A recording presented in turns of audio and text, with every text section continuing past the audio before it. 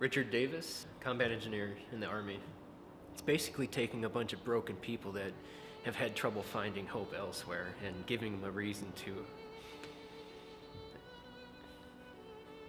giving their life a reason again. A lot of these guys that we took down there, they've been suffering for years, and they've gone through therapy, they've gone through healing, they've talked to people, and it's never enough because you're still not doing anything meaningful. You're trying to find healing and you're not finding it. And Operation Restore Hope was one of the first times since I can ever remember, since a kid, that I felt like, this gave my life meaning. This really opened up something I didn't think I would be able to ever find again.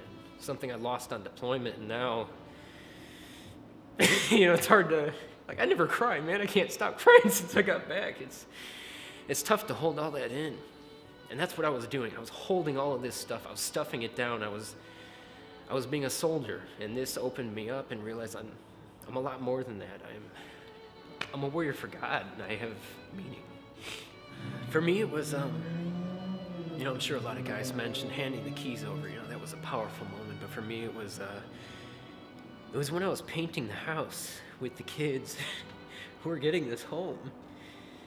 And just seeing how happy they were. These kids have, they don't have anything. They have nothing. They sleep on concrete floors, dirt floors. They don't have anything to be happy about. And just, I was painting this house with these kids. They were so happy. They were having a blast. They were painting the house. They were painting me. They were painting themselves. Spilling paint everywhere. And the amount of joy they've had, I've never seen before. I've never seen someone so happy. Because, I think back, my kids are never going to find that joy. They're never going to have that joy of being able to be a part of something that's so big.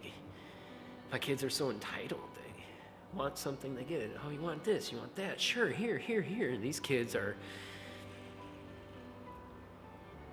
just getting handed something they never dreamed they'd be able to get otherwise.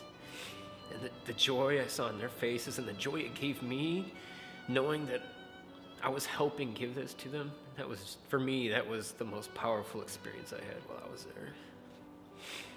This is the headband that you guys gave us down there, the bandana. And, I wore it the whole trip down there because it reminded me, this is why I'm here. This is why we're here, to serve God, to serve other people through Him. And, I tend to wear it every day now because it reminds me of everything we did down there. It's a reminder that I gave myself to God, and I'm no longer living for me. So I try to put it on every day and just, wear it somewhere without looking too hood. Honestly, when I was in the military, I was a lot of things, and none of them were good. I was a killer, I was a soldier, I cared about no one. The amount of, thinking back on deployment, the hatred I felt for people was unparalleled. I never thought that would be me. And I had to give up so much of myself to be able to do my job and do it effectively, to be able to take care of people. I thought I'd never I feel like I lost a lot of my humanity while I was deployed, and I never thought I'd get that back. I really didn't. And I think that's the biggest change that happened down there, being a missionary.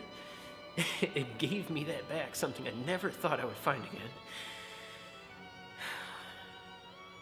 That was such a big, I got back, and when I was down there, I was like, Lord,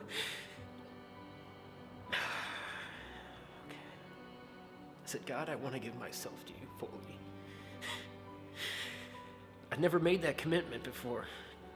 I never thought I could. I never thought it would be possible for me to give more to God than I was already giving. And down there, seeing what these people were going through, it made it, it really inspired me to be able to give more. And I just asked God, please, I want to do this.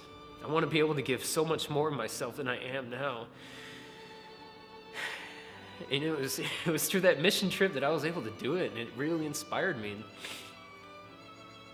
I had all these plans for all this money that I think I'm going to be coming upon. I'm going to put it here. I'm going to buy this. And now I'm like, man, I'm going to build like 8 homes with this money. All this money. I could sponsor people to go down here and do more because that's meaningful. And everything else that I had planned, it wasn't meaningful. A lot of things I've done with my life, they didn't have meaning. And this gave it meaning. And that's the best part about being a missionary. When you're on your deathbed someday and you're looking back like, did my life matter? Yeah, yes it did.